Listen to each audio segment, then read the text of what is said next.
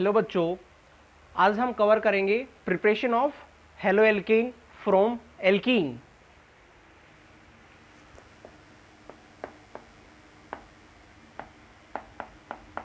From alkene, alkene से हम hello alkene बना सकते हैं। देखिए कैसे। हमने लिया alkene CH2 double bond CH2। अब बात करते हैं कि अनसैचुरेटेड कंपाउंड में जिसमें डबल या ट्रिपल बॉन्ड हो, उसमें हम करते हैं एडिशन। क्यों? क्योंकि यहाँ पे हमारा ये जो बॉन्ड है ये एक एक्स्ट्रा बॉन्ड है, हम इसको ब्रेक कर सकते हैं और किसी रिएजेंट को ऐड कर सकते हैं। तो यहाँ पे होगा एडिशन। ये आपको क्लियर होना चाहिए कि हम इसमें करेंगे एडिशन। अब एडिशन किसका करेंगे हम ये देखते हैं। हमने यहाँ पे एडिशन किया HX means HCl, HBr, HI। तो यहाँ पे एडिशन तो हो रहा है, बट बात यह है एडिशन कौन सा हो रहा है, इलेक्ट्रोफिलिक एडिशन या फिर न्यूक्लियोफिलिक एडिशन। चलिए, अब हमें पता होना चाहिए ये जो है ये इलेक्ट्रॉन रिच है। अगर कोई स्पीसी इलेक्ट्रॉन रिच है तो न्यूक्लियोफाइल को ऐड नहीं करेगी, वो ऐड करेगी इलेक्ट्रोफाइल को। तो यहाँ पे ये पॉजिटिव है और ये नेगेटिव है। ओके, तो अब बात ये है कि पहले H ऐड होगा या X ऐड होगा। ये हमारा इलेक्ट्रोफाइल है और ये हमारा न्यूक्लियोफाइल है। इसका मतलब यहाँ पे एडिशन होगा पहले हाइड्रोजन का।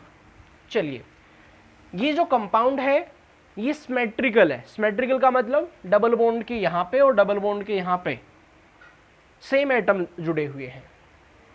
चलिए, अब बॉन्ड को मैं राइट में ब्रेक करूं या लेफ्ट में ब्रेक करूं, एक ही बात है। मैंने ये राइट में ब्रेक कर दिया तो यहाँ पे क्या हुआ, CH2 सिंगल बॉन्ड CH2, इस पे नेगेटिव आया और यहाँ पे पॉजिटिव आया। क्यों?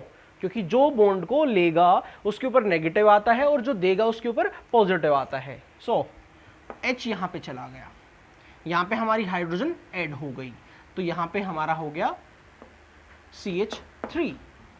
अब सेकंड स्टेप में, ये स्टेप फर्स्ट है, स्टेप फर्स्ट। अब स्टेप सेकंड की बात करते हैं। स्टेप सेकंड में अब हमने देखा कि ये जो कार्बन है ये अनस्टेबल हो गया है। अब ये अनस्टेबल क्यों हो गया है? क्योंकि इसके ऊपर पॉजिटिव है और कार्बन नहीं चाहता उसके ऊपर पॉजिटिव आए। क्यों? क्योंकि यहाँ पे 1 और हाइड्रोजन 2 लगी हुई हैं, 2 3। इसका मतलब यहाँ पे 6 इलेक्ट्रॉन है और अब ये चाहता है कि ये स्टेबल हो जाए। तो इसीलिए अब ये क्या करेगा, जो इसका न्यूक्लियोफाइल था उसको अपने साथ अटैच कर लेगा। मीन्स यहाँ पे बन गया CH3 और ये जो X है ये यहाँ पे जुड़ जाएगा। ये हमारा कंपाउंड बना हेलो एल्केन। आई होप आपको समझ में आया होगा। सिंपल फंडा है, HX में से पहले जुड़ेगा H जुड़ने की वजह से सेकंड कार्बन जो था वो हो गया अनस्टेबल, उसको इलेक्ट्रॉन की जरूरत है, उसको न्यूक्लियोफाइल की जरूरत है। फिर वो क्या करेगा, न्यूक्लियोफाइल को अपने साथ अटैच कर लेगा। ओके, चलिए आगे चलते हैं और नेक्स्ट रिएक्शन को क्लियर करते हैं। ये हमारा था सिमेट्रिकल के लिए। अब हम बात करते हैं अनसिमेट्रिकल के लिए। सबसे पहले हम क्लियर करते हैं अनसिमेट्रिकल क्या होता है। सुनिए, CH3 CH double bond CH2, ये कंपाउंड अनसिमेट्रिकल है। हम कैसे फाइंड आउट करेंगे? सुनिए, डबल बॉन्ड के राइट में कोई भी कार्बन नहीं जुड़ा है, डबल बॉन्ड के लेफ्ट में एक कार्बन जुड़ा हुआ है। इसका मतलब ये सेम नहीं है, ये अनसिमेट्रिकल है। अब अगर आप इसमें ऐड करते हैं, लाइक हमने HCl ऐड करवा दिया, अब हम देखेंगे बॉन्ड कहाँ पे ब्रेक होगा। बॉन्ड ब्रेक होगा राइट हैंड साइड। अब बात ये है राइट हैंड साइड ब्रेक क्यों हुआ? क्योंकि यहां पे आएगा नेगेटिव, यहां पे आएगा पॉजिटिव। 2 रीजन बता रहा हूं मैं आपको। ये जो ग्रुप है ये डोनेटिंग ग्रुप है। अगर मैं किसी को इलेक्ट्रॉन डोनेट करता हूं तो वो आगे डोनेट करेगा, फर्स्ट पॉइंट। सेकंड पॉइंट सुनेंगे, अगर 1 डिग्री की स्टेबिलिटी की बात करते हैं तो वो होता है, सॉरी, अगर हम कार्बो एनायन की स्टेबिलिटी की बात करते हैं तो वो होता है 1 डिग्री सबसे ज्यादा स्टेबल, 2 डिग्री उससे कम, 3 डिग्री सबसे कम। यहाँ पे ये 1 डिग्री है, इसका मतलब ये स्टेबल है। और अगर हम बात करते हैं कार्बोकैटायन की, कार्बोकैटायन के अंदर हमारा 3 डिग्री सबसे ज्यादा है, 2 डिग्री उससे कम है और 1 डिग्री सबसे कम है। अगर हम बॉन्ड को इधर शिफ्ट करते तो पॉजिटिव 1 डिग्री पे चला जाता और जो क्या होता, अनस्टेबल होता। तो इसीलिए हम ऐसा नहीं करेंगे। चलिए, तो ये हमें समझ में आ गया है हम बॉन्ड को ब्रेक कहाँ पे करेंगे। तो बॉन्ड को ब्रेक करेंगे हम राइट हैंड साइड, यहाँ पे ब्रेक करेंगे हम। चलिए, अब यहाँ पे पॉजिटिव है, यहाँ पे नेगेटिव है, तो पहले H ऐड हो जाएगा, CH3CH पॉजिटिव CH3, ये स्टेप फर्स्ट है। अब स्टेप सेकंड की बात करते हैं। स्टेप सेकंड में क्या होगा, अब ये जो कार्बन है ये अनस्टेबल है, ये क्या करेगा, ये जो न्यूक्लियोफाइल है ये इसको ऐड करवा लेगा, CH3CH और यहाँ पे हमारा जुड़ जाएगा ClCH3। ओके, तो ये हमारा क्या होगा, मेजर प्रोडक्ट होगा। ओके, आगे चलते हैं और नेक्स्ट एक और इम्पोर्टेंट कंपाउंड है, हम उसको क्लियर करते हैं। काफ़ी बार पूछा जाता है वो भी, जिसमें रीअरेंजमेंट का फंडा भी आ जाता है। चलिए कवर करते हैं। CH3CH CH double bond CH2। अब हमें ये पता लग गया है हम पहले किसको ऐड करें। हमें पता है पहले हम H को ऐड करेंगे। बॉन्ड कहाँ पे ब्रेक होगा हमें ये भी समझ में आ गया है, नेगेटिव पॉजिटिव, तो इधर जाएगा H। तो हमारा बना CH3CH CH3CH पॉजिटिव और CH3। चलिए, अब बात ये है X, कुछ बच्चे X को यहाँ पे ऐड कर देते हैं, गलत है, ऐसा नहीं होगा। इस कंपाउंड में होगी रीअरेंजमेंट। क्यों, अगर कार्बोकैटायन एज ए इंटरमीडिएट बनता है तो कंपाउंड में होती है रीअरेंजमेंट। तो क्या होगा, ये पॉजिटिव पार्ट यहां आ जाएगा और ये H यहां चला जाएगा,